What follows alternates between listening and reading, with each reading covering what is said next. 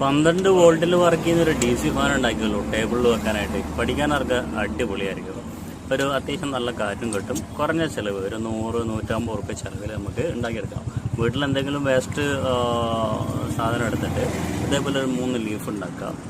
ഒരു 3 ലീഫ് ഒരേ അളവിൽ 3 ലീഫ് ഉണ്ടാക്കി അത് ഇതേപോലെ തന്നെ ഫാന് പോലെ തന്നെ നമ്മളെ ജസ്റ്റ് ഒരു ചെറിയൊരു ചെരുവോട് കൂടിയിട്ട് 3 എണ്ണം കൂടെ ഒട്ടിച്ചെടുത്തിട്ട് ഒരു മോട്ടർ വെക്കാൻ വേണ്ടി ഒരു 12 വോൾട്ടിൻ്റെ മോട്ടർ വാങ്ങുക. 85 റുപ്യുള്ളൂ. അപ്പോൾ അത് ഒരു ബോക്സിൻ്റെ ഉള്ളിലാക്കുക. ഇപ്പോൾ 4 മൂലയും സേഫായി ഒരു ബോക്സിൻ്റെ ഉള്ളിലാക്കുക.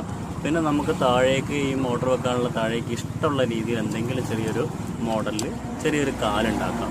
ആ കാലാണ് നമ്മൾ വെട്ടിക്കൊണ്ടിരിക്കുന്നത്. നമ്മൾ ചെറിയൊരു കറുവായിട്ട് ഒരു സാധനം ഒരു ബോക്സ് പോലെ ആക്കിയെടുക്കുകയാണ്.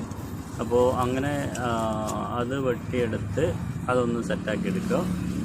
വളരെ എന്താ പറയുക, കുറഞ്ഞ നേരത്തെ പരിപാടിയുള്ളൂ. കുറഞ്ഞ നേരത്തെ പരിപാടിയും കൊണ്ട് അത്യാവശ്യം നല്ല അടിപൊളിയായിട്ട് കാറ്റ് കിട്ടുന്ന ഒരു ടേബിൾ ഫാൻ ഉണ്ടാക്കുക.